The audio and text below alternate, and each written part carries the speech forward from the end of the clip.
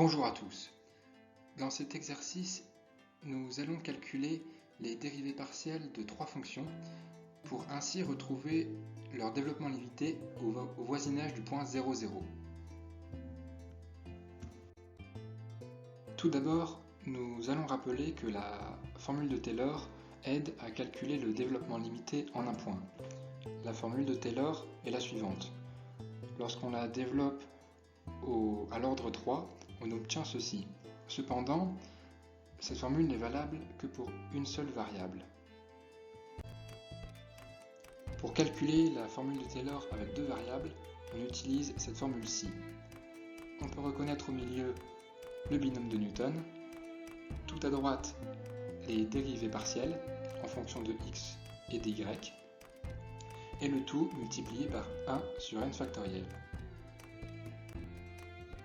Dans notre exercice, x0 et y0 sont tous les deux égaux à 0. Et on choisit de calculer la formule de Taylor jusqu'à l'ordre p égale 3. La formule de Taylor ainsi développée jusqu'à l'ordre 3 nous donne ceci. On va donc calculer en premier le point 0, 0 de la fonction initiale, puis les points 0, 0 des dérivées premières par rapport à x et y, respectivement multipliés par x et y. On va ensuite calculer le point 0, 0 des dérivées secondes en fonction de x, y et xy, le tout multiplié par le développement du binôme de Newton, x carré plus 2xy plus x carré, le tout fois 1/2. Et enfin, on calcule les points 0, 0 des dérivées troisièmes par rapport à x, y, x carré y, xy carré, le tout multiplié toujours par le développement du binôme de Newton, x au cube plus 3x carré y plus 3xy carré plus y au cube, le tout multiplié par 1/6. On applique donc tous ces calculs à la première fonction qui est f de xy égale à exponentielle x carré plus y, ce qui nous donne au point 0, 0 de cette fonction initiale la valeur 1. La dérivée par rapport à x nous donne 2x exponentielle x carré plus y et au point 0, 0 ça nous donne 0.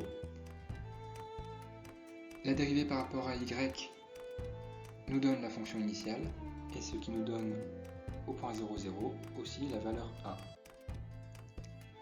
On fait de même pour la dérivée seconde par rapport à x et on trouve au point 0, 0 la valeur 2. Puis la dérivée seconde par rapport à y et au point 0, 0 on trouve 1. Ensuite la dérivée seconde par rapport à x, y et au point 0, 0 ça nous donne 0. On calcule ensuite la dérivée troisième par rapport à x et ça nous donne au point 0, 0 la valeur 0. Puis la dérivée troisième par rapport à y au point 0, 0 nous donne 1. Ensuite la dérivée troisième par rapport à x carré y au point 0, 0 nous donne 2.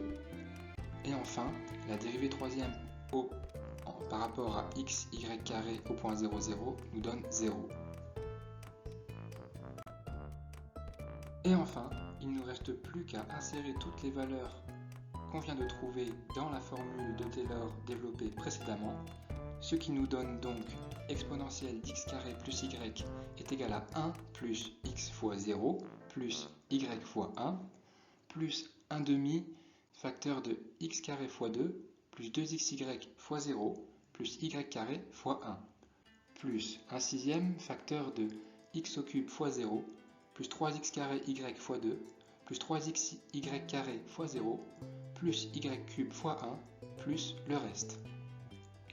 En éliminant tous les zéros, on retrouve donc bien la fonction de départ, exponentielle x carré plus y est égale à 1 plus y plus x carré plus 1/2 d'y carré plus x carré y plus 1/6 d'y au cube plus le reste. Maintenant que nous avons revu le cours et fait un premier exemple, nous allons maintenant résoudre la deuxième fonction, qui est 2x plus 1 sur y plus 2. Donc on va tout d'abord remplacer dans cette fonction x et y par 0, ce qui va nous donner 1/2. Et on va calculer ensuite les dérivées de f en fonction de x tout d'abord. Donc en remplaçant par 0, x et y, on va obtenir 1 pour ces dérivées. et ensuite en fonction de y, et on va obtenir moins un quart.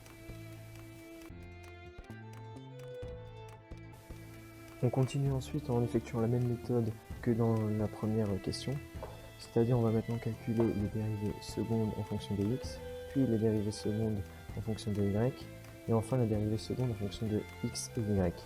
Donc on obtient ainsi les résultats en remplaçant x par 0 et y par 0.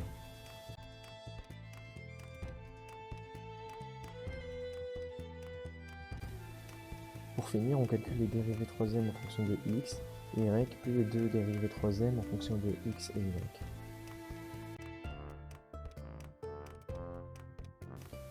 Après avoir calculé les dérivées partielles, on va maintenant les remplacer dans la formule de Taylor qu'on a vue précédemment, donc la formule à deux variables, et on va obtenir le développement limité au voisinage de 0 qui était demandé dans la question.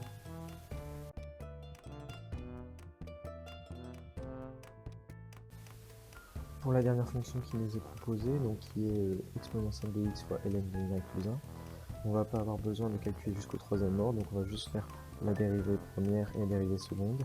Donc on fait exactement la même méthode que les deux exemples avant. Donc on commence par calculer la dérivée première.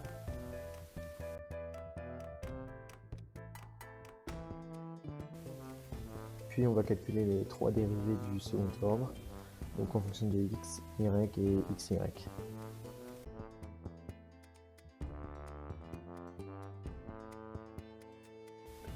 On va donc ensuite remplacer toutes les dérivées partielles qu'on a obtenues dans la formule de Taylor, et on va bien retrouver le développement limité qu'on recherchait, c'est-à-dire y plus xy moins y carré sur 2 plus le reste.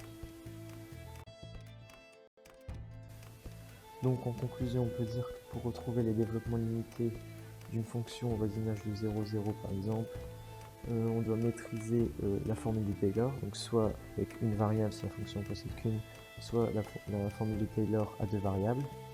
Et on doit également maîtriser les dérivées partielles du premier, deuxième et si on a besoin du troisième ordre.